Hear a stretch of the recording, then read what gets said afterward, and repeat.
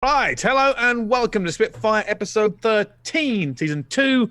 And we are, of course, in the off season, but being in the off season, it does give us a little bit more leeway to talk about everything that's going on. And my name is Brice. I'll be bringing you the topics, of which we have about 1 billion today. Don't know if we'll get through them all, don't know if we'll do them in order, don't know if we'll do them at all, but we'll try to anyway.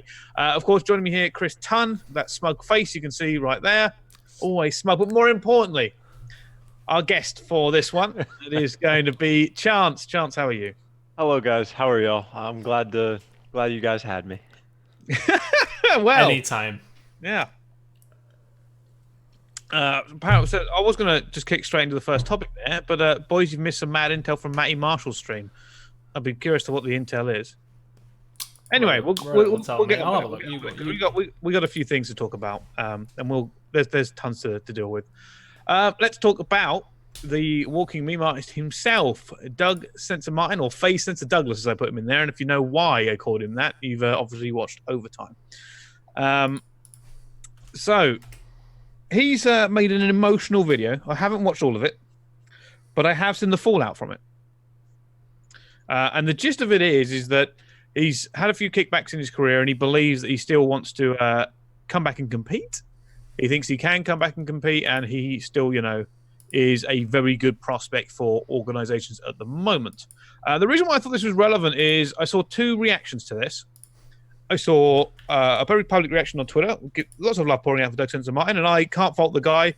He can't help himself. He loves so much stuff, right?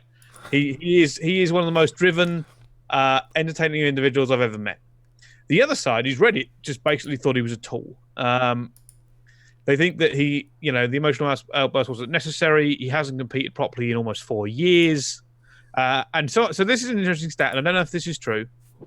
He obviously stopped playing in AW or whatever it is after all the problem that came with him, came back into World War II, and apparently put up one of the third worst stats when he was playing, like KD-wise, everything-wise.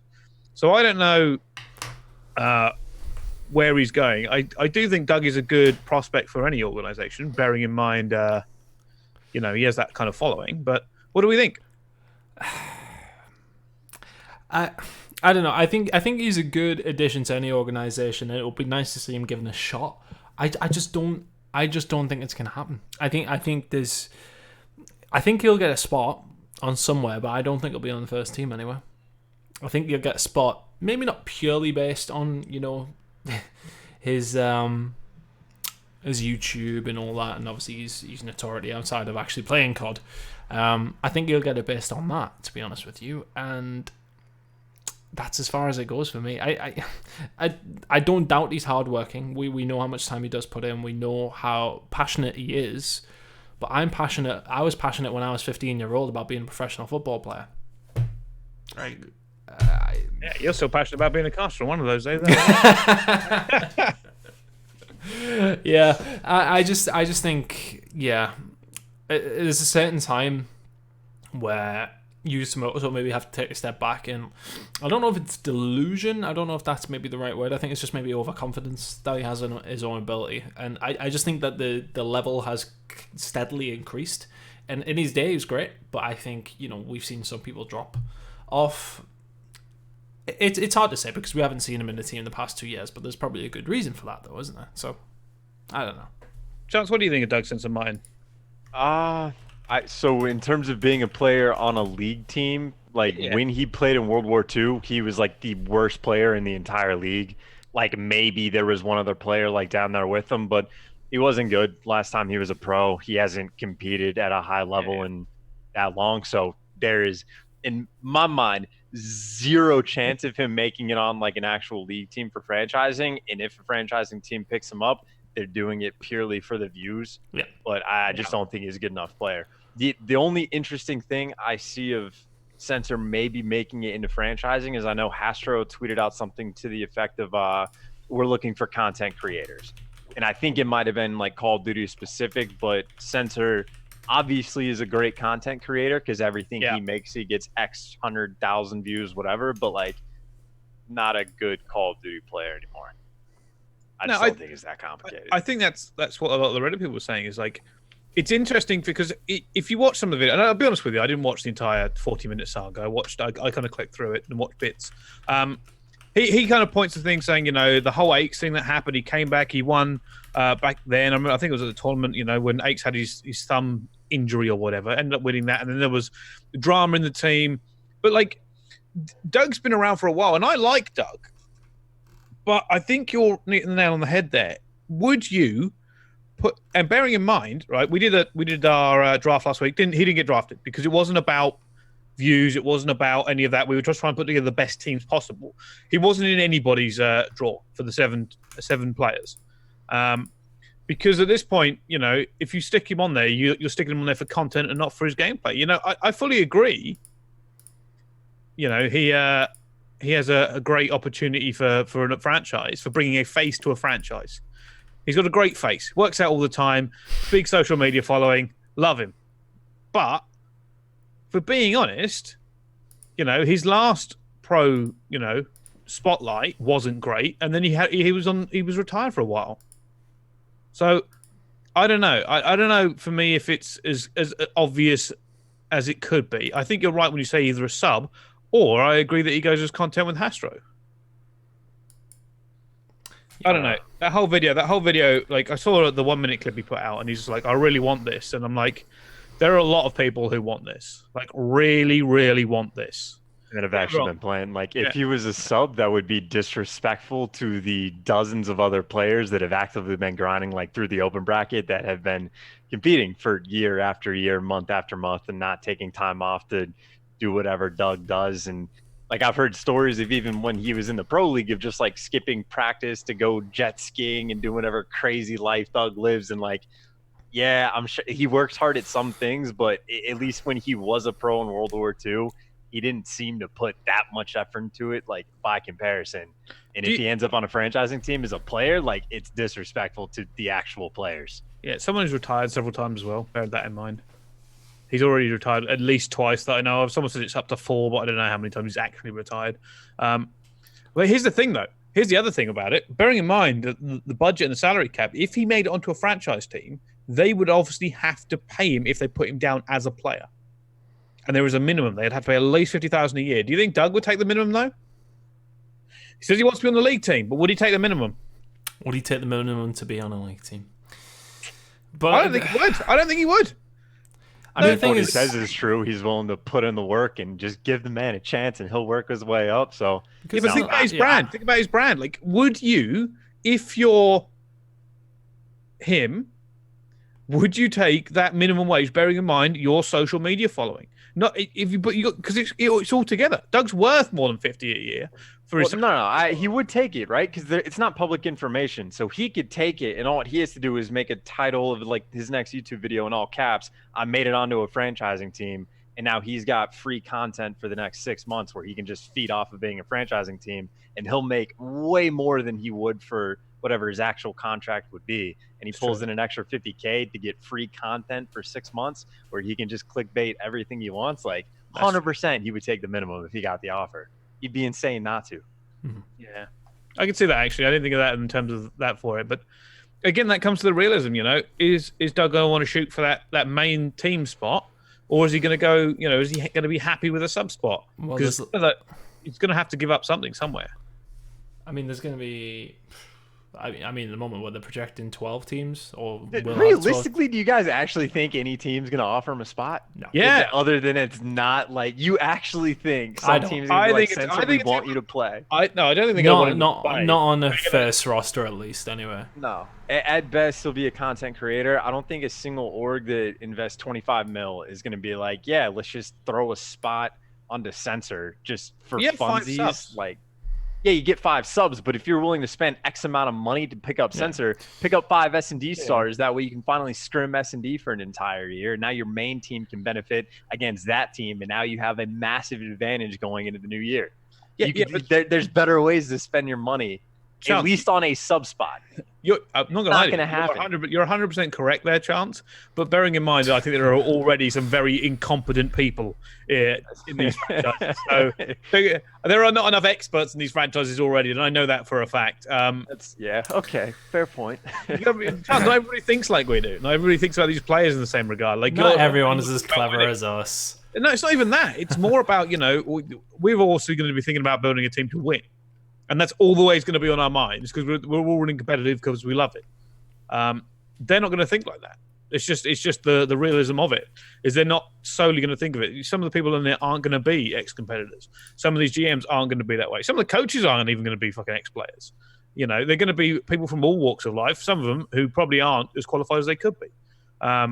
But, when you got people coming in, big investors, and they don't always know. There's a lot of noise coming out of the scene at the moment. Everybody's trying to get in at the same time. So I don't know. I think what will happen is that Doug says, I'm on a franchise. And that'll be what comes out next. Somebody will pick him up franchise-wise just for his name. The only problem he's going to have is I don't think they'll allow him to keep the face part of it. So that'll stop him more than anything. Is whether or not he's willing to leave the phrase and go into the franchise thing. It's because I don't know if he will still be allowed to be called FaZe Sensor or be in the Sensor brand, in the FaZe brand, while he's playing for Toronto or whatever. Marky ain't picking up. Nah. Marky's about that life now. He's about the gym. He's in baths with rose petals and shit. Oh, mate. Oh, yeah. First and foremost, congratulations to Marky. But at the same time, fuck me, that made me laugh. What a brilliant Instagram post. That's his picture for all future Spitfire episodes, just so we're aware. 1,000,000%. Let's move on from Doug Sensor Martin then, because only time will tell with that one. Agents. Everywhere at the moment. Everybody's got an agency. We saw good friends of ours, Brice Vicento and Andrew Drake, made theirs with Bad Moon. And there's a few others floating about, but I'm not going to go through the list of them. I don't think people like Clover, SEG are in the scene and stuff. And it's one of those things. So here's what has been going on for me. Players have been asking me recently about agents and whether or not they should take one.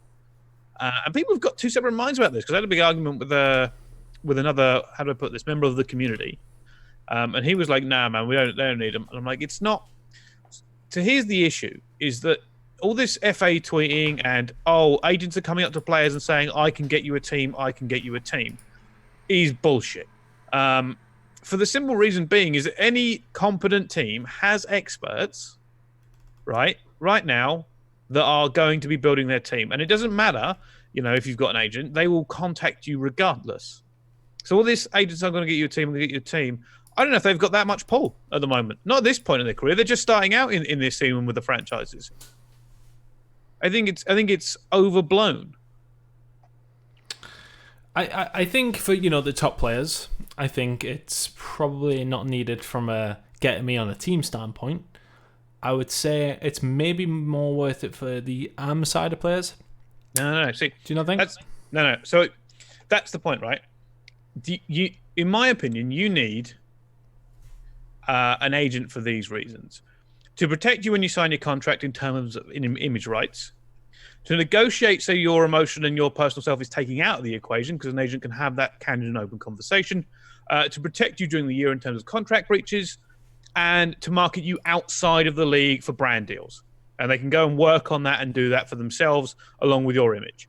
That's why you take an agent. You don't take an agent to try and get picked up, because if you're going to get picked up, I don't think an agent is going to make a difference at this point. Maybe in the future when they've got good relationships and you can rely on an agent to help you, with your team, or like a GM gets friendly with an agent and says, I need somebody, who have you got? I want to work with you because I know, you represent a good stable of people, or we can negotiate fast. That may happen. I don't think that's going to happen now. But I do think agents are worth it for the insulation they give players. And I've always stood by that. And I've always said that's why players need agents. Because right now they certainly don't have a players organization. But I don't know, man. Like, it's all this stuff going on right now is it's mental. I think it's maybe just security for people. I want to say. Dude, there's so many agents. It's mad. It's mad how the Sharks are fucking. I know, but I think they see it as like a security thing. I mean, look, let's not pretend that we haven't had that conversation at one point where we were like, You were the one you were saying, oh, I might just try and be an agent for players when I was- franchising kicks in. And I was like, I'll do it. And then it was like, well, can we? Can't we? But it's like we're coming from like a trusted position. People know us. We know the community, etc. Like Brian and like Brice and like Drake, who've made that they are a trusted position. Whereas there's people that swoop in from either other esports or not even fucking esports, who are then trying to propose things and trying to poach people, etc., etc. Not surprising, knowing that the money that is going to be running around the place very shortly. Not surprising at all. Here's something. I mean, technically, I don't know. Oh, I can talk about this. Screw it. So here's how these contracts are working. Because I have seen probably a dozen over the last week from almost every single talent agency out there at the moment. And I won't name names of ones I've seen. But basically, so players are going to sign away roughly anywhere from, I think there was one that said 5, but it's 7.5 to 10% of their salary and potentially prize money to this agent. Oh, good God. And I don't think I've seen higher than 10%. And this is pre-tax. This is pre-everything. They want their money first. They just want their money first, right? So whatever prize money you win, whatever salary you get, they want their 10% off that straight away. Some of them are asking a little bit less, 7.5. Some of them are prorating it depending on how much you earn. And then the other side of it is like marking outside. So if you get a deal with like Pepsi, for instance, and you get a deal with them, they're taking roughly 20 to 25% of that deal. But, and I know I saw your eyes rise a ton, but here's why that's okay. With that kind of incentive, an agent will go out and will be hunting for those deals because they have the incentive to do it. And it's not bad because it's something you probably wouldn't have had because they are going to be looking after your image rights. Some of them for 2 years. Some of them have fines in terms of like if you fuck around with a contract. Some of them have arbitration clauses. There's a lot in these contracts, right? Unfortunately, because I've seen so many of them, I can talk about it because no talent agency could possibly pin me down on this because I've seen everybody's. I think, and none of this is bad. Like I'm not saying any of this is bad. I'm just telling you what's currently happening and what players are signing up to. I mean, the 5 to 10% thing I absolutely expected. In fairness, I suppose, do players know the barometer? Do they know where they're at? Like, I mean, for me, if I was negotiating, I would want to go to somebody and be like, right, well, I don't know what I should be asking for here. Should I be asking for healthcare? Blah blah blah blah blah blah. Well, that comes in outside the salary cap, right? So all that sort of stuff is benefits. Because we spoke to some team owners, and they said, we're trying to offer more benefits for players. So they will come with us outside of the luxury tax or whatever it's called. But it's interesting because somebody asked in the chat, and this leads to it now.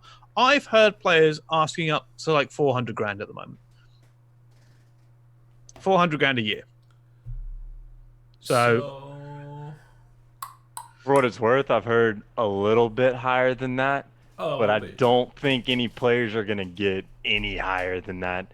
I think any player that makes over like 300K a year, there may be 1 or 2 players that can get that. And if they break 300K, it's not going to be by a ton. But that being said, I also don't know if there's some random franchise team that might just be perfectly fine to break over like the salary cap for the year to pay the luxury tax and to spend a ton of money just to secure like the best possible team. So like it might happen. I see. Here's the other thing. Like, I don't know. There are some players worth that. I think there are a lot more players who think they are worth that. Honestly, I do think, first of all, I think the salary cap's too high at 1.5, or if that's what it is, I think it should be about 1. But here's the thing. Like, some of those players are worth more. I think Scump's worth a shit ton of money. Just for his brand. Like, just, honestly, he if he doesn't have the highest contract this year, I'll be mind blown.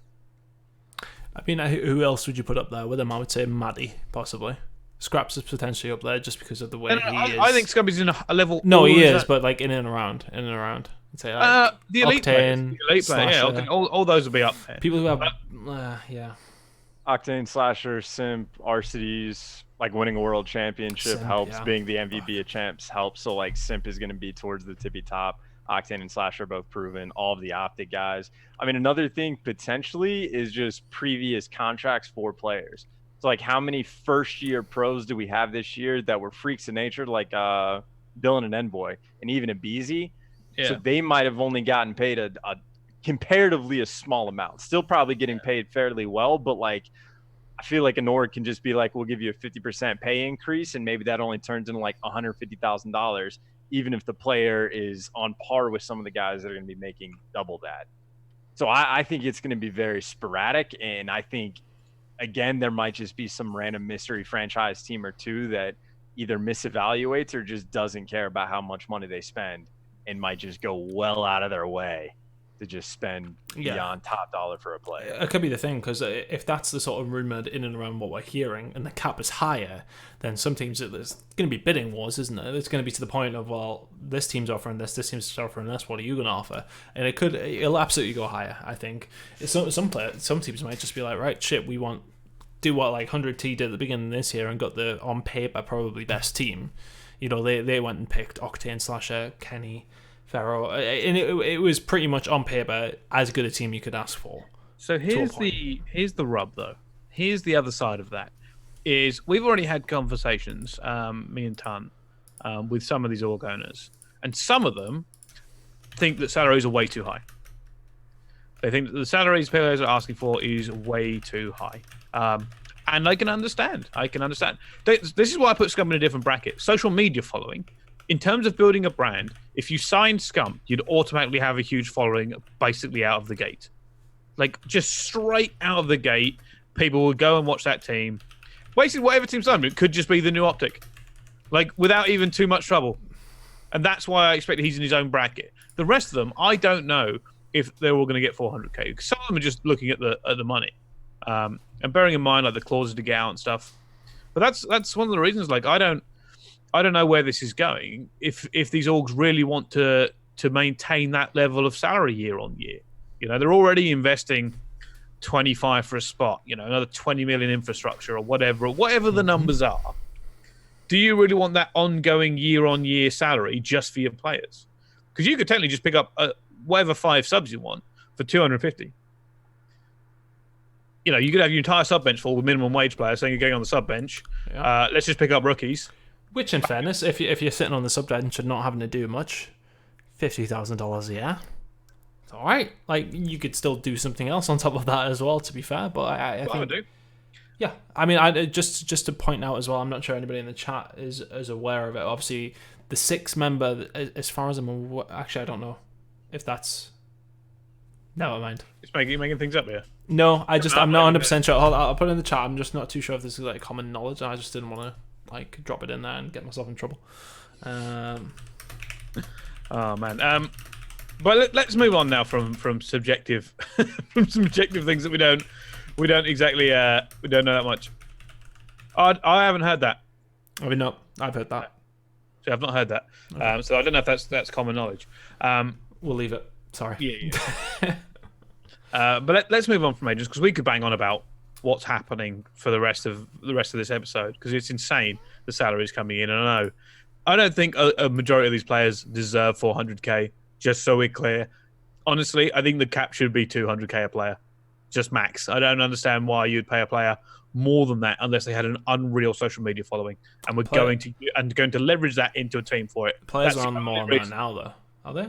Yes. Yeah, yes. They probably are. I don't think that just because they're on it doesn't mean it's sustainable or right. Nobody's going to drop, though. We're talking about, you know, massive other franchises that they're already ongoing have got salaries lower.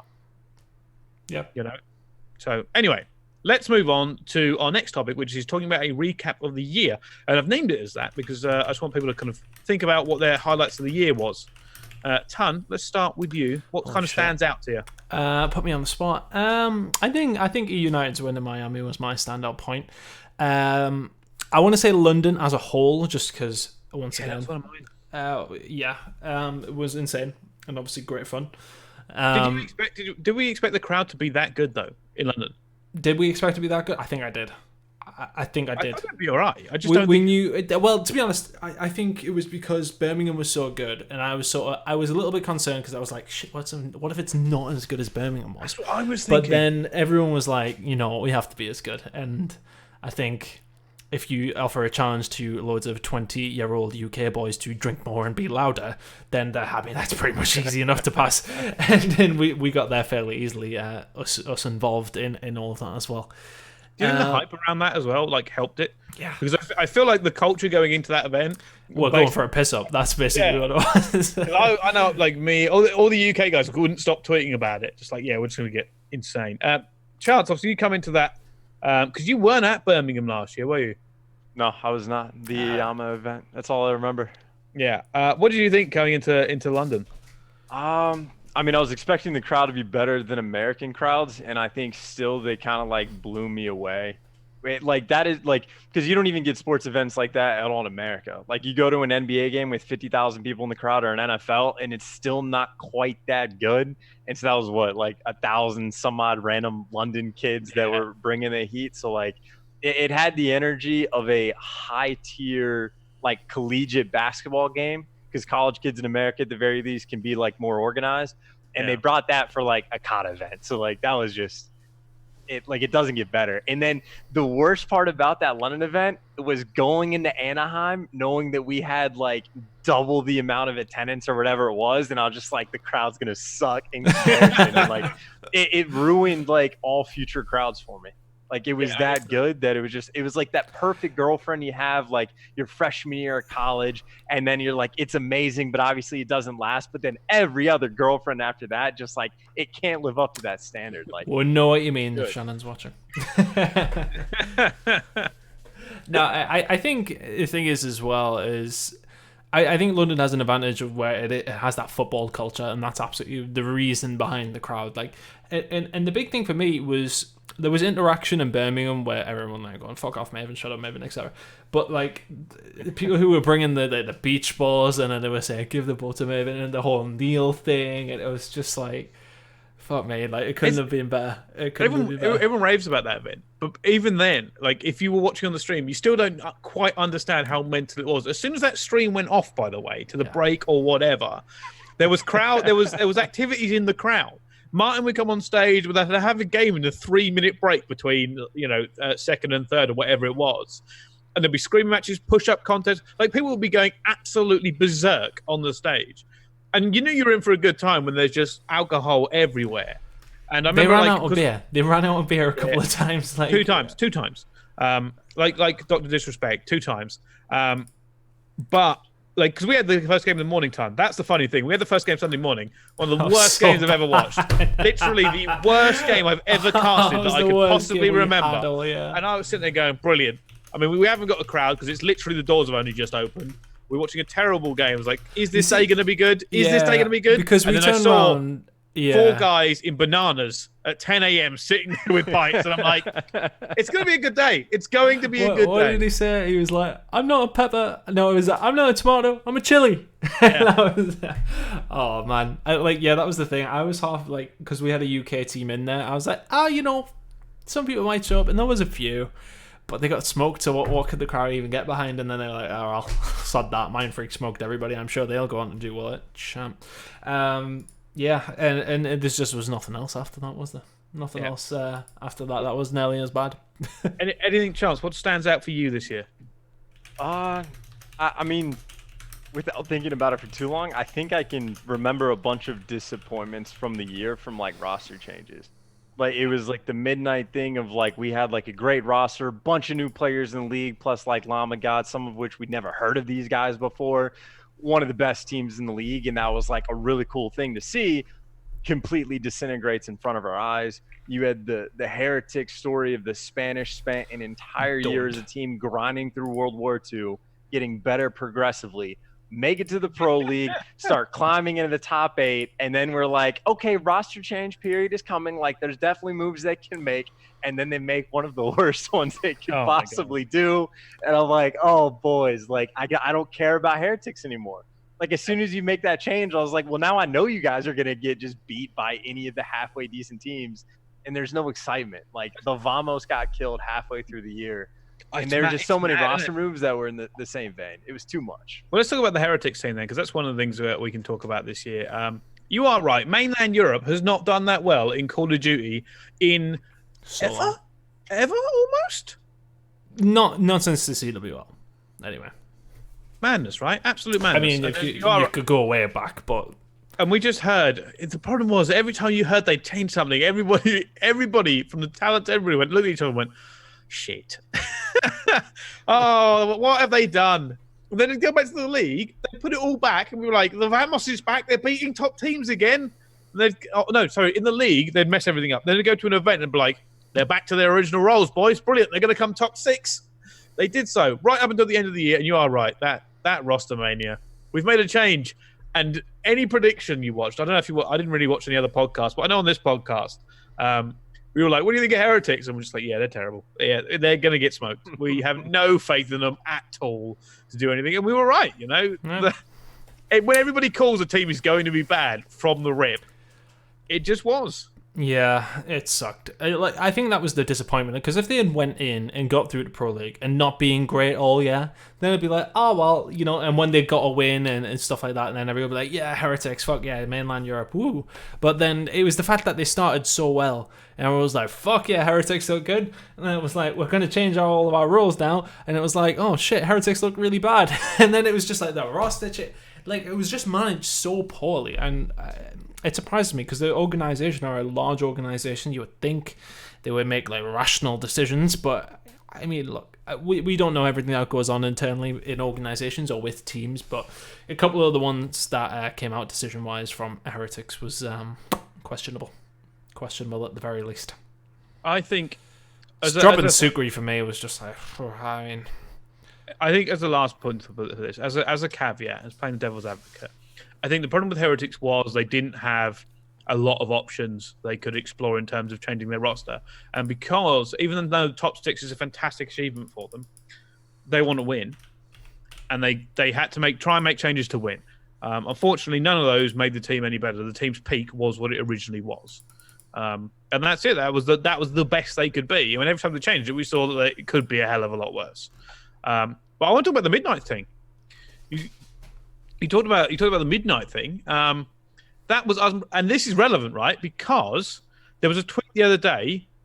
I'm trying to call out Adam Abasella. That was calling out Adam App, and I was like interested because people like gave it credence because Simp retweeted it, and Simp actually went into the Reddit thread and said, "I just wanted to share COD news." And I'm like, "Well, I don't know now," because Adam App was asking like, "What the hell is he on about?" We tried to stop them from dropping their entire team. Here you go. I've got it here. Let me read this out for you. So, this is K2_Midnight CEO, right? And he replies to Adam's, goodbye tweet. Of all the places to fucking do it, he quotes Adam's goodbye tweet from a man that's been working in a lot of people love. 16 years in the company, and the guy decides to take a shot of him on the way out.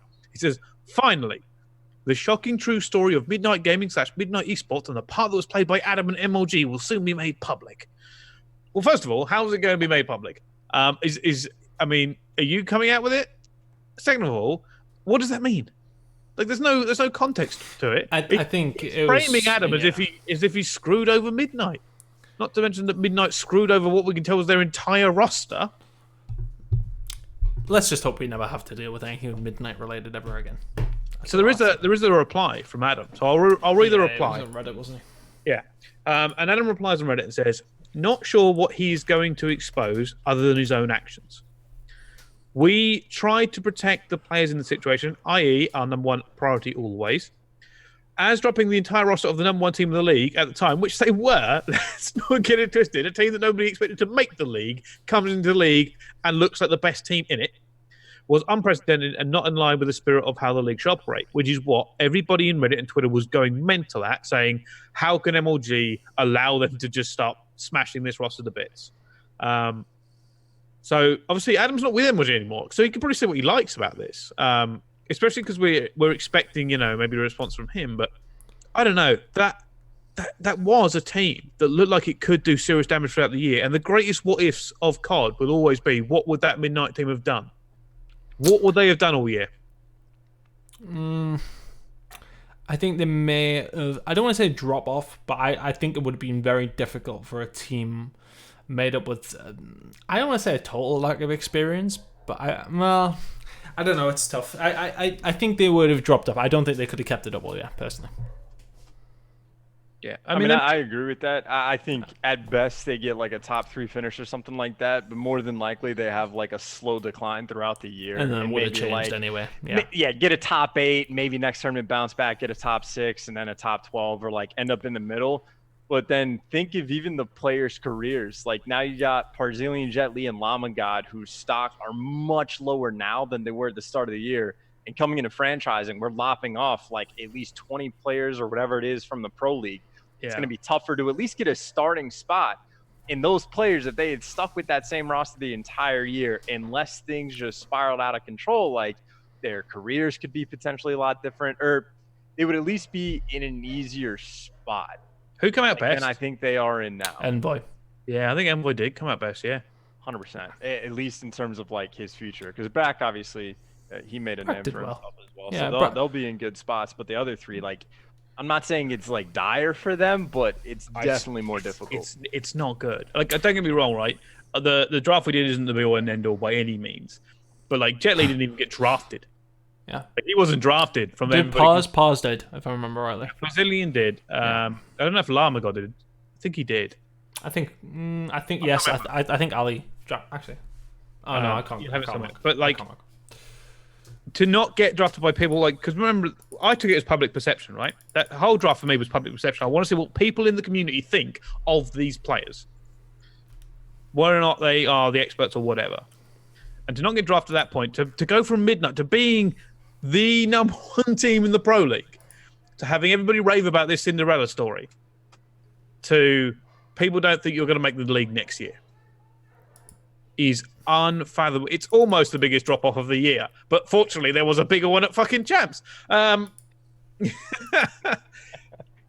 that's unreal. It's fucking unreal. Yeah, I still don't think, even though that Genji had a poor finish, I don't think Envoy's stock has dropped him personally. I would say I think a lot of people will see that as a flash in the pan. Other than that, I think it was probably, I was going to say, the most consistent SMG throughout the year.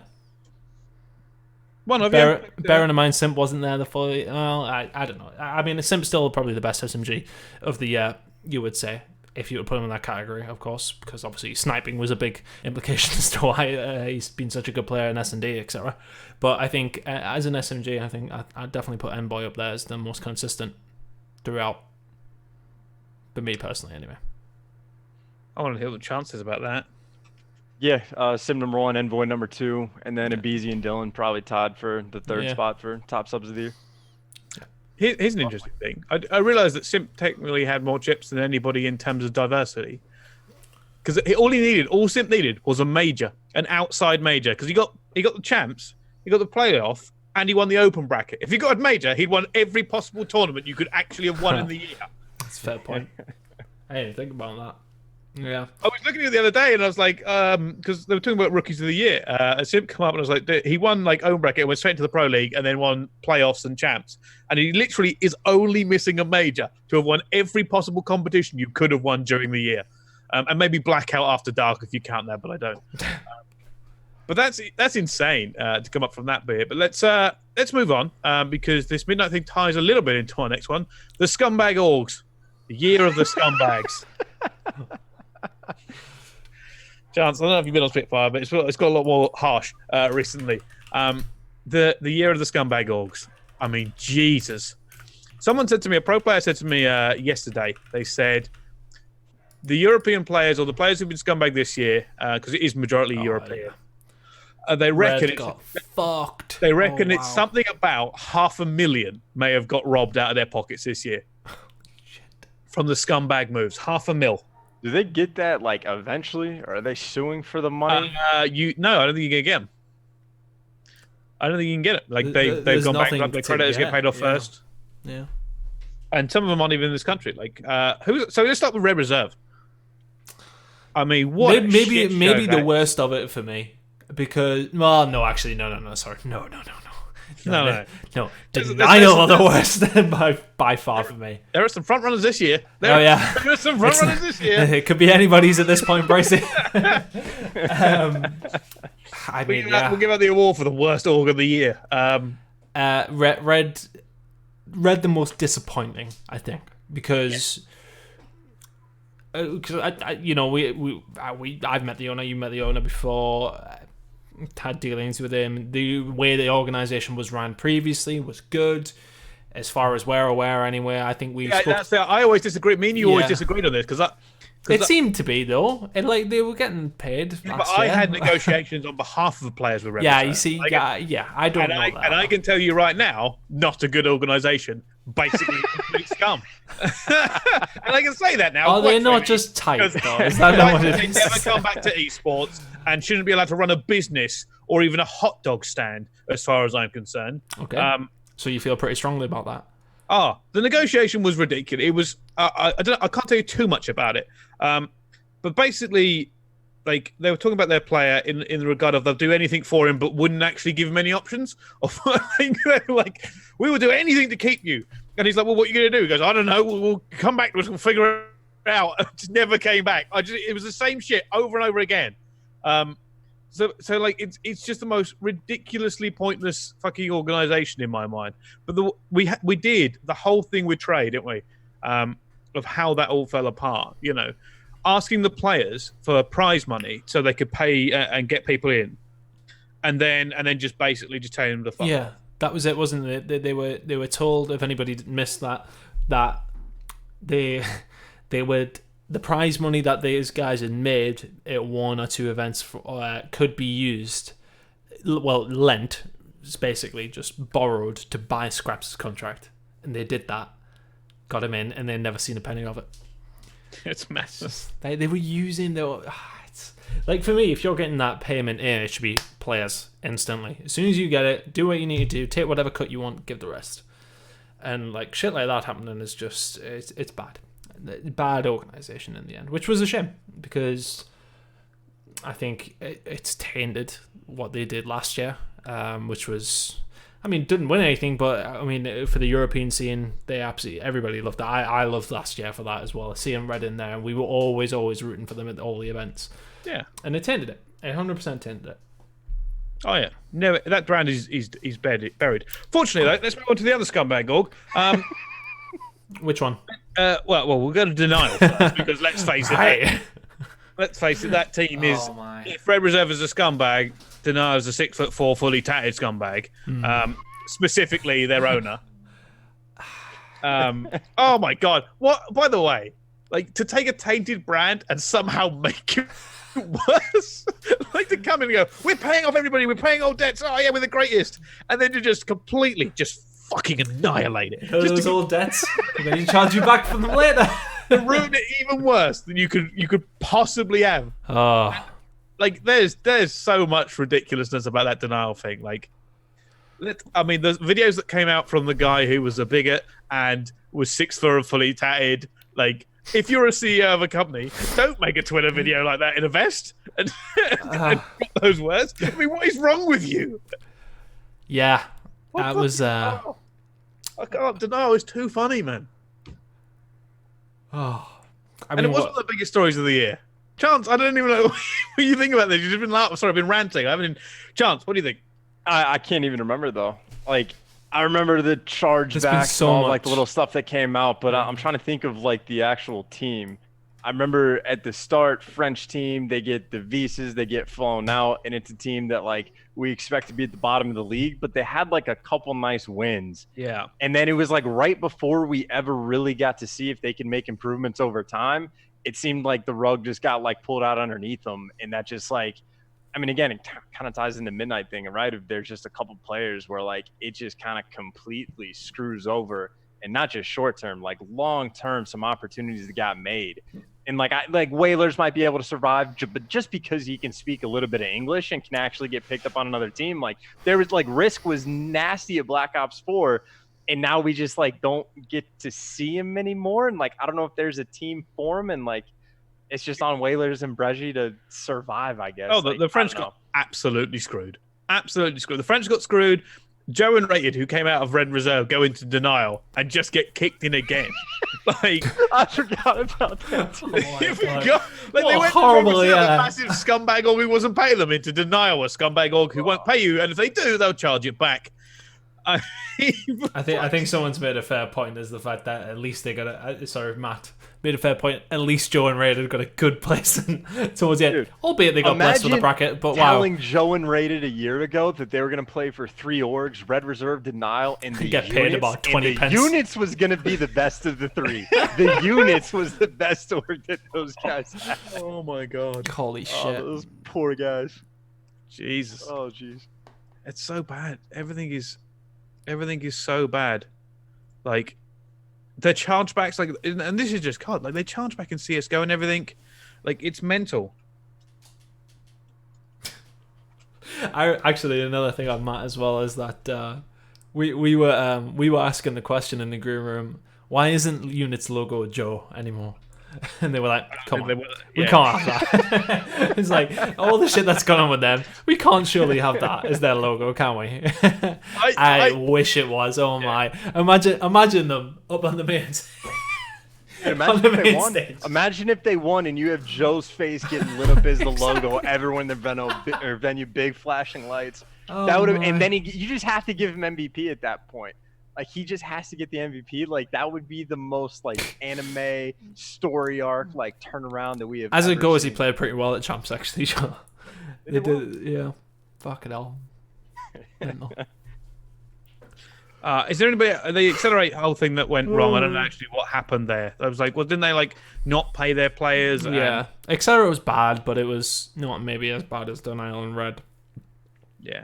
Like, those two, the scumbags. Absolute scumbag orgs this year. Fortunately, they're gone. We hope. I mean, Jesus. But my God, the year of the scumbag orgs has never hit harder. There's always been terrible organizations and people in COD. Someone actually pointed out in the chat, shout out to any org that hires a chief vibes operator. And that chief vibe operator is the CEO, but not the CEO, and he invests and he loses money and nobody knows what's going on. Denial was a shocker, mate. And that's that guy. That's another org. I don't want to ever see those people in esports again. There should be a wall of shame in esports. Those two are fucking on it. Fucking terrible people, man. Terrible people. Let's talk about something positive, for God's sake. This is you. What's the biggest thing? 1,400 days was one of the biggest things of the year. 1,400 days. Clay. Because we all thought that Clay may be close to retirement. We knew he hadn't won in a long time, and we knew it was weighing on him. And then somehow picks up a coach and a Tiny Terror. It's all Brian Facendo. Tiny Terror and a coach. And that 1,400 days resets back to 0. That was such a great thing. I don't think, even though the Champs win is obviously bigger, the Miami one felt more emotional. Yeah, it did, 100%. I think, like, as somebody who... I am fully biased towards European teams. Everybody knows it. I will stand by that. But at the same time, I think when I seen, I've never been as I'm not gonna sit here and say I was fucking crying or any shit. But like at the same time when they won it, I was I was standing at the front and I was like, when Clay started crying, I was like choked up a little bit. I was like, holy shit! Like it was such a nice feeling to see them do it. Like they are very much like a very well like team. Not a lot really goes on in terms of like, you know, they're all nice guys. Like everybody knows them behind the scene, and they're all really sound guys. And to see Clay be back to where, you know, you feel he belongs was really nice. And I think the whole scene was really happy with that, minus maybe the Gen G fans. But yeah, everyone was pretty satisfied, it has to be said. Yeah, I just thought it was nice, like, dude, it was getting depressing. Like every time you get to like the losers finals, yeah, they got a like, couple of seconds as well. We'd like hit up COD Game Peter, whoever, and be like, "Yo, how many days is it?" And this was like 4 or 5 different tournaments over the past 2 years where we're saying Clay's at 900 days, 1,200, and it just kept like it was depressing because we're trying to set up the storyline of like it's been this long, he's gonna get it, and every single time they came up short. And then like you got the twins who like burst on the scene in IW, and then the Gunless drama, and then they haven't won since then when Gunless is like winning event after event. So it's like not even just the Clay angle for like the United as a whole, but like it's just nice that now we can just go back and when we cast over United, we can just treat them as a normal team. Like it's just back to normal. There's no monkey on the back. There's no storyline we have to beat into the ground. Like they're fine now. I forgot about that bit because there was a point in the year where people basically just chalked to United because of all the drama going on behind the scenes. I remember discussing that, going, you know, the Twins wanted to split up. There was the whole Clay and JCap drama going on. You know, like they were, like, didn't JCap accuse Clay of being the cod burner and shit? Like all that stuff come up, and we knew that United basically had just no mental game left. Fortunately, a roster change changed their entire game. And like I said, it was such a weird year for United. The recap for them of the year is just, it's chalk and cheese. It's so different from the first half to the second half. What were the total placements? Hold on, let me. I know they got a top 16 middle of the year. It wasn't too bad at London. I don't want to say they got third. They got top 16, and they got. So from Fort Worth, there were tops. Oh, sorry, Vegas. They finished second. 16th. Top 16 at Fort Worth. Second in London. Yeah. Sixth in Anaheim. Then finished top 2 in the Pro League, actually, in general. One playoffs, one chance. Didn't United have the best record in the Pro League? Oh, they did. Sorry, it is first to second because obviously it was both sides. Obviously, two divisions. Yeah, they won a shitload of money. Bricey, there's a shitload of money. I'm just looking, holy fuck. Yeah. Yeah, and like the one guy we don't talk about for the storylines as well is like a Beezy too, because like in World War II, that man was literally the ranked play grinder, getting multiple accounts #1, and was just like eventually playing a little bit with like the Twins, I think, or RCGs or something like that. And so like that was one of the guys that they gave him a shot on a top team, and everyone was kind of like, we think Beezy's going to be good, but is it really justifiable to throw him on a top roster? And like Dashy got some of the same shit too. And so he just went and had a phenomenal first year, like in the Pro League, like as good as it could possibly get. And so it's not just the Twins and Versini, like having everyone who's mentions tell him that he needs to get dropped and his brother's too good for him and he makes up for that. It's not just Clay. Like it is literally 5 guys across the board that all have like legitimately cool and interesting storylines just to finish off with the double first place. I think that showed in the year though, because like the fan base for United is pretty big. I know a lot of UK and Europe fans really like United. Like it's just a team that people can get behind, a brand that people really like. But you were right, like it was unreal, the story for that team. And you're right, you know, this kind of leads into our next topic, rookies of the year, because this was the year of the rookie. I don't think we've ever seen rookies. There have been rookies in previous years, like Kenny and stuff when he comes up, but this was the year, man. Jeez. That was a lot. What? I think at the start of the year, is literally 20% of the Pro League players were fresh or it was like their first time in the league. Like 20% of the players we had this year that like qualified were all brand new, and like I don't know, 5 or 6 of them just went and had phenomenal years. Dude, the thing is, when you talk about top players of the year, there's a lot of rookie names in that. Like Simp, obviously the number one. So here's a question I've got to ask you, and this isn't super relevant to the conversation, but slightly. Rookie of the year, in my mind, because I had this conversation yesterday. Somebody thought it was Dylan, and somebody thought it was Simp, and I said, you can't not have Simp as Rookie of the Year because of his achievements. And he says, but are you talking about which is the best of them, or are you talking about placements that matter more? I think it has to be Simp. How could it not be? I mean, I'm a humongous Dylan fan, but at the end of the day, Dylan did have some. In terms of standout performances, one of the they both had. I would put them pretty neck and neck. But in terms of what they did with those performances, one of the arguments is that Dylan didn't have the team around him that Simp did. Yeah, I mean, I can agree with that, but at the same time, I think so. Theoretically, if you were to put Dylan in that United team, do you think United do as well? So it's a hard question to answer. It's a very hard question to answer. Wait, if you put Dylan in place of Simp? Yeah. No, they do not do as well. I think because of the S&D? Yeah, purely because of the S&D. The only reason Simp is the clear-cut best SMG is because of what he does in like Search and Destroy. It's the only reason I'd like give him the. So that's the question answered. Like obviously, Rookie Dylan of the year, is brilliant. number one. Like the conversation is Envoy versus Dylan.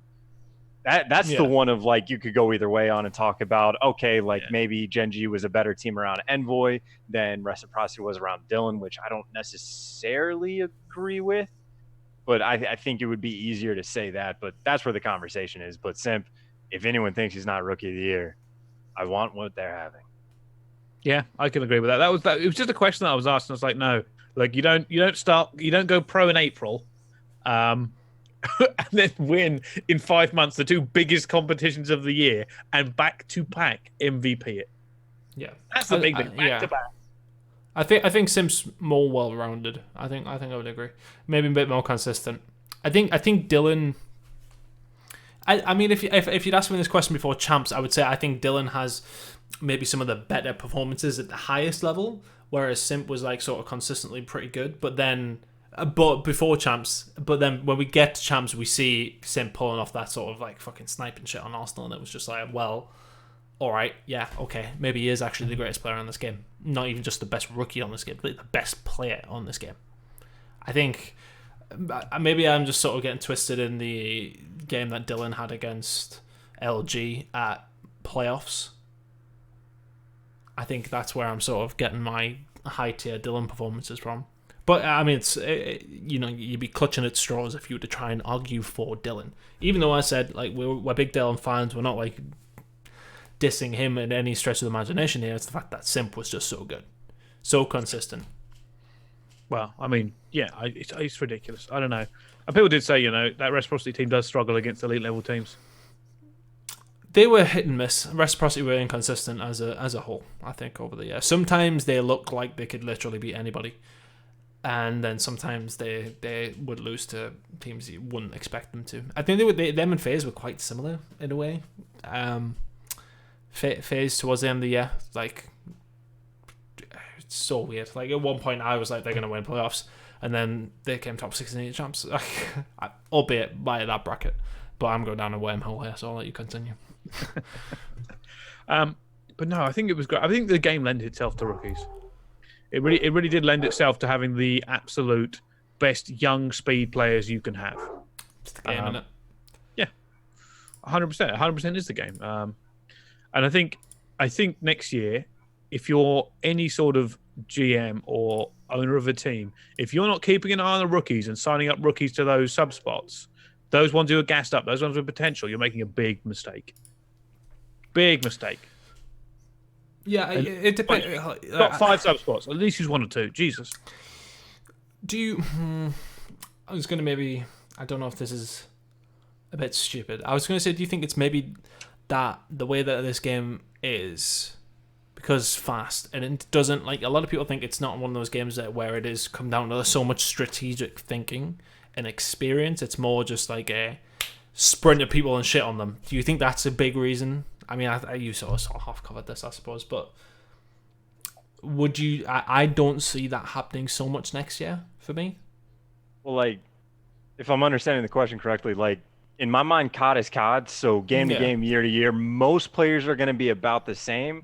But next year, I think it's very possible and very realistic that Dylan goes from top 3 SOG to maybe top 6 or 7, just because he loses the grapple, he loses just the cracked out nature of everything. And there's a very real possibility for a handful of players that were freaky in this game to go back to being more of an average, still pro player, still really good, still deserving of a top team, but they look more human. And I think there's a lot of players that were fresh this year that next year they kind of fade back just a little bit. Yeah, I can see that. And that's, like, I don't want to bring up our draft again, but that's why I wasn't surprised when someone like Octane went number 1. Because if you're going to draft a player going into next year's game, you'd probably take consistency first. Like, if someone's consistently good at the top over years and different games, that's probably a good safe bet for a franchise. And then you get your cracked out unit lunatics, right? That's when you get them. But let's go. Let's cast our mind back now. Let's change everything and go back to the PLQ, because it certainly was interesting. FaZe didn't qualify. Neither did Team Sween. Neither did the Lightning Pandas. And those were teams that everybody expected to make it in. Team Sween and Lightning Pandas got 6th just a month previous. we were about to have so many European teams in that league. It was about to be pretty crazy. I don't know if you said Mind Freak too, but Mind Freak. Oh, Mind Freak, yeah, but we got more. Fairness, Mind Freak had a bigger failing than that this year, so I don't know. They were 3-0 in groups, Brice. That's true, yeah. Fuck. Oh. Christ, I forgot how bad the PLQ. Yeah, don't tweet about it straight after they fall out as well. Don't do it. Oh yeah, I forgot about that. That's one of the stories of the year. You making a dumb decision. Yeah, I made myself look like a bad person. What did you tweet exactly again? That was because I'd said that I didn't think they were that good. I didn't think they'd qualify. Then they were looking great, and you were tweeting me like, "Oh yeah, you said they did." And then as soon as they got knocked out by fucking the Frenchies, then I was like, oh yeah, this is awkward. But I did it on Twitter publicly when I should have just maybe texted you like, well, fuck you. I was more having a jab at you than having a jab at Mind Freak, in fairness. But like, never mind. Jesus. But yeah, Mind Freak, what a weird year for them. A really weird year. Yeah, I so many arguments of whether they could have been in the Pro League and doing business, but I mean, again, just to make that one relevant as well, they possibly just completely nuked any of their chances to make a franchising spot. Yeah. Is like you miss the Pro League, that looks bad, but you win enough open bracket events, and then you have the opportunity to come into champs. And as long as you break into like the top 16, at least the best players on Mind Freak are going to get looked at for franchising for a sub spot, if not like a starting spot. So there's hope for your career, hope for the future to build. But then they choke the champs too, so they don't even finish top 32 on the year.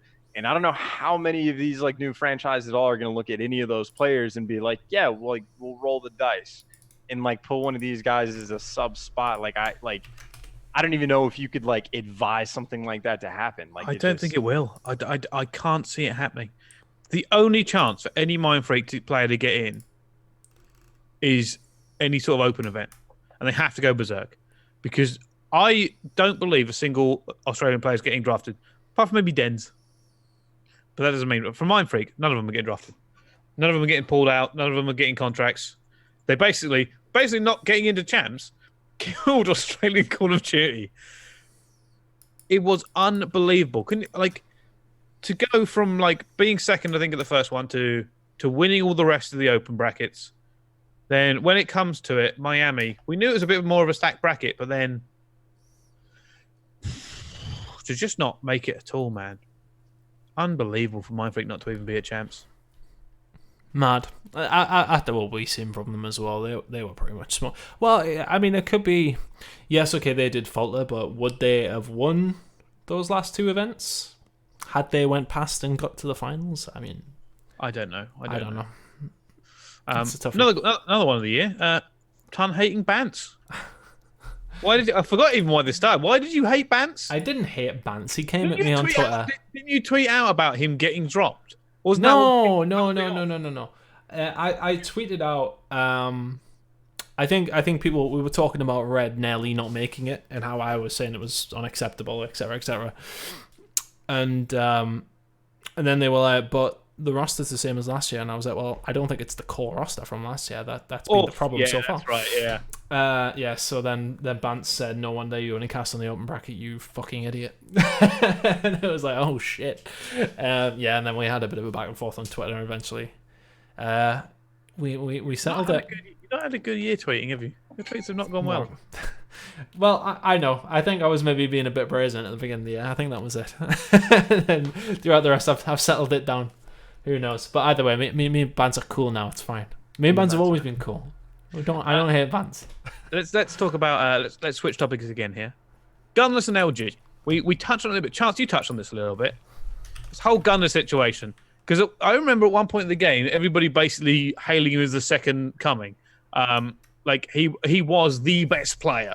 And then to say his stock took a hit is undeniable.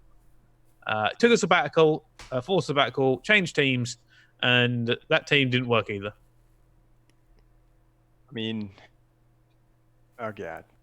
I can't remember who told me this, but apparently in all of like Call of Duty, at least like pro history, there's only been one player to ever be like benched by an org or just benched in general, and it's been Gunless, and he's done it twice. So like that's. Do you think I mean, he there's maybe no- realizes that he is maybe an issue outside of his talent? I don't want to imagine the headspace of Gunless. I don't want to speak for him in the slightest. I have no idea. I do know that he's a good enough Call of Duty player that he's going to get picked up by a franchise team. Million That would percent. be insane if he didn't. But I think any team that picks him up is going to know that, like, there are definitely some red flags there. And they know if they get Gunless, I hope they're aware that there's a specific team they're going to have to build around him, or a specific team to implant Gunless on. Do you think his stock has dropped this year? I think it's dropped for franchising. I think it's dropped for franchising. Yes, it's 100% dropped, but I don't know what sort of impact that have. Like, it still, just because of how good enough he is, he's still going to get, I'd have to imagine, a decent contract, but it's just going to be with like some cloudy gray area to it. Like, I think he might be in a roughly same spot as he was going to be in, even if the LG thing didn't happen, but it is different. Here's what I think. I think it's taking Gunless out of the elite tier players in terms of franchise pickups. I don't think a franchise is going to look at him as their franchise player, because no franchise is going to want to take somebody who, and I don't know his personal situation, but I don't know exactly what happened, but the public perception is that he was either difficult to work with, or threw his toys out the pram, or toxic, or whatever you want to call it. That's the public perception. And does an org want that as their mainstay guy? No. If he hadn't had those issues with how good he is, he'd 100% be talking about, be one of the top prospects at any franchise. He's still up there. He's still a good prospect for any franchise, and they'll take him. I think he's a second pick. Yeah, but he's not like, you're not going to pick him up like Scraps or Octane or Simp or, any of these players, or Dashy. You're not going to pick him up like, he's not in that same bracket, even though he would be in there if he hadn't messed it up. Fully believe that. His talent would have put him in that same bracket. So, I don't know. That's where I think he's dropped. I'm actually going to backtrack and say, yeah, I think he might have actually cost himself quite a bit of money too, now that I'm thinking about it. Because like you said earlier, you thought you heard someone ask for like $400K or something like that of whatever like the tier 1 player is going to be. Like, that would have been his tier more than likely if he had stayed consistent throughout the year. And yeah, so he's definitely going to get paid, I would have to imagine, but I don't know if it's going to be quite as much. So yeah, he did some damage. Yeah, I think he did, and that's upsetting. Someone said this to me the other year, and I don't think it's the same scenario. He said it's like Parasite.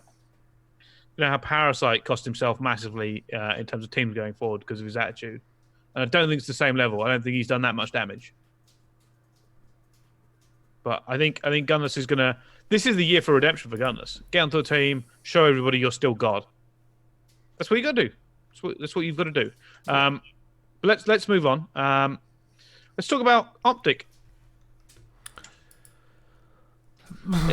Interesting year for Optic. Biggest. Don't get me wrong. There's been a lot of shit going on in the background between Infinite and Immortals and that's their the thing. results. There's so much talk about Hex maybe like trying to do something, isn't there?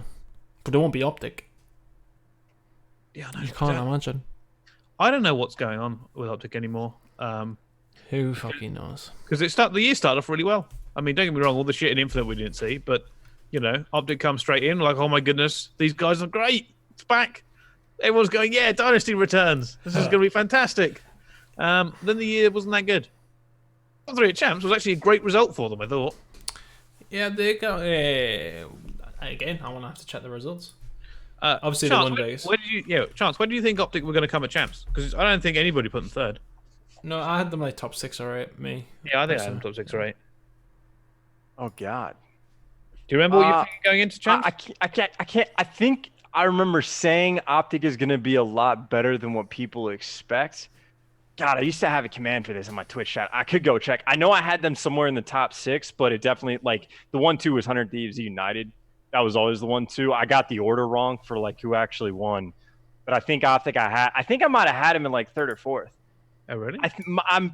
I mean, again, I might just be lying, and this might be a little bit of like hindsight, but I think I remember saying something to the effect of, people think they're going to be bad, but part of their issue in game, at least when they were like performing poorly, is they just make some super dumb mistakes, and whether that comes from just boneheaded plays or lack of practice or whatever, they always seem like a team that as long as they can fix the tiny little things like going into champs, they still are going to be one of the most talented teams there. And like search and destroy had been a bit of a problem for him even this year a little bit, but like Scump started turning into a really good S&D player like the later the year would go on. And I think I saw enough like fixes and improvements from like specific players on the team that I thought they would do better, at least than what the community was expecting. Yeah, so I don't know. I thought it made sense. I think I didn't have many. I don't think I had them third. I wouldn't have ever put them higher than fourth, simply because Gen G, United, and Thieves were there. So Gen G was what messed it all up, but it happens every time. It happens every time at champs. There's always somebody you expect to go far gets fucked. Well, let's talk about biggest disappointments of the year. And I don't know if Gen G counts because they're champs. I mean, don't get me wrong, it was the biggest. That single thing was, yeah. But I want to talk in a broader sense. I think Splice. I think Splice was the most. Yeah. Lived up to it. Didn't live up to its hype as much as it could have done. I think that's fair.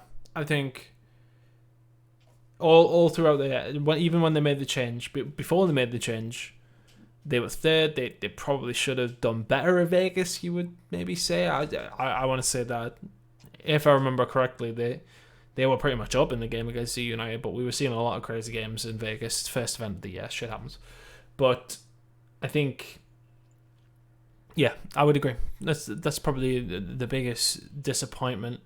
I was going to say, like, as a whole, I don't think we had any amazing grand finals. Oh, I'm trying to think. That was a running theme. Maven and Mark were always pissed off about that. It was a ton of 3-0s and 3-1s, like up until champs. Yeah, they were pissed off about that. And if I remember correctly, that made everybody happy. Because it was always a running meme in the talent room that those two would get the worst games of the day. Because I've always said that I think winners bracket final is always one of the best games. Yeah. Winners bracket final, once they've played the first time, those two teams going against each other. Winners bracket final and losers bracket final are usually the best games. Yeah. Yeah. Because one team may have made a run, but yeah, they're usually the best game. The grand final, I don't know why that fails to live up to. But last year it wasn't though. Last year we had a load of good finals, if I remember rightly. London was fucking crazy. New Orleans was mental. I think that went to. Did that go last map second best out of 5? If I remember rightly. I think so. Top of my head. I'll have them. But yeah, I just think that we didn't have any great grand finals. We had some good grand finals, but and we as a whole we had some great games. I think, especially. You do mean Birmingham, by the way. That was it. Yeah, sorry. Like Friday, Saturday champs was fucking incredible. Sunday, the wow factor dropped off a little bit, I would say. But I think it would have been hard to replicate Friday and Saturday at champs with how some of the games went. It would have been very difficult for Sunday to be exactly the same. By the way, I think that the viewership was so high because of how mental champs was. It was crazy. Like that entire every like couple of hours, something insane would have happened. You're like, right, everybody tune in. Shit's just happening everywhere. Just come watch these ridiculous games from teams you don't even know. Fucking just watch this. I mean, I know, Chance, you probably never got to watch it. The Team War Splice game was a personal highlight of me for champs. Because if it wasn't who playing Splice? War. Oh, that's exactly the problem, right? If it was if it was E United versus Splice, it would have gone down as the greatest series in the history of Call of Duty. But because it was Team War, a lot of people overlooked that series. Where it was Splice losing composure. There was more clutches than you can shake a stick at. It was genuinely insane to knock Splice out of the tournament. And I advise anybody who didn't watch it, champs, to go and watch it. Because the first 2 maps are okay, and then from map 3 onwards, it just goes fucking berserk. But yeah, like that was ridiculous. Tell you what, let's move on now to because I'm aware of the time, to our questions from the chat. Get them in quick before we get out of this one. Question straight away. Lord Brinson says, "How can Chance be so shit at league play? Get some more hit markers, kid." You've been streaming a little bit, Chance? A little bit, and Brinson can fuck right off. Right, brilliant, fantastic. Right here at Spitfire. Would you rather take players who haven't played last year / not grinded, or an upcomer lower tier player? So many guys coming out of the woodwork saying swear they're ready to go again now that franchising is here. The argument against rookies and upcomers against ex-pros coming back into the game, probably take the rookies a lot of the time. For ex-pros, yeah. I can't think of a lot of ex-pros who I think are really worth it. If you weren't in the pro league last year, I'm really not looking at you for a spot on my team at all. What are the exceptions to that? I think what open bracket team? I mean, even the Europeans, like Dave, Josh, like maybe for like a sub spot, but like if you weren't in the league, I'm basically just saying that at best I'm looking at you for like a coaching or GM position. No, I agree with that. Yeah, I can see that. Yeah, even of like top guys that have been in the pro league in the past, if they've still been playing, there's still going to be hope. But again, maybe just like a substitute position. Like we know that Shox is really good at Call of Duty, and you could justifiably throw him on a roster. But again, just as like a substitute, just as a 7th, 8th, or 9th guy, like something like that. But there's a ton less spots than we had last year. There's going to be less spots this year than we had last year, and to just pick up people that weren't even in the pro league when the pro league is effectively getting shrunk, like that's insanity. Oh, yeah, I agree with that. I think you're right. Sub spots are where it's going for. I don't expect any roster. I think somebody will throw some wild subs out there and go screw it. We'll just see. If you were spending this much per year anyway, 50,000 in the grand scheme of things isn't a terrible punt for them. This is the realm of money we're talking about now. When with that much money floating about, 50,000 for a contract and benefits, yeah, you could take a punt on the player. Do you think, with the exception of S&D kids, S&D kids don't count, like they count as not being in the pro league, but I don't think we'll see any S&D kids that. The only one that might. I doubt that they'll get like subbed on. I don't even think Illy. Like I think Illy will get a sub spot on a team, and I think he'll be there to help with search and destroy. But unless he does some spectacular stuff like straight away, I don't know how quickly that man ends up on like a starting team. Like there's a couple of the kids turning 18, like maybe even a Shotzi. We'll see how he develops, but at least at the start of the year, it's all going to be sub spots. The thing is that these subs as well. I think we've already heard a lot about the amateur side of things as well. They'll be keeping an eye on it. They'll just be watching because what's the point? It's a very different game from last year. So as Chan said, you are good on COD. But I think a lot of people are going to be watching to turn around and see what happens in these amateur events, and then we'll see it. I don't think we'll see it right at the beginning. I think we'll see maybe people, if they've got the spare cash, say, right, let's bring him in on the sub bench, like Reciprocity did with Dylan. If we need to make a change, we throw him in to see what happens. And I think that's as much as we will see. I don't think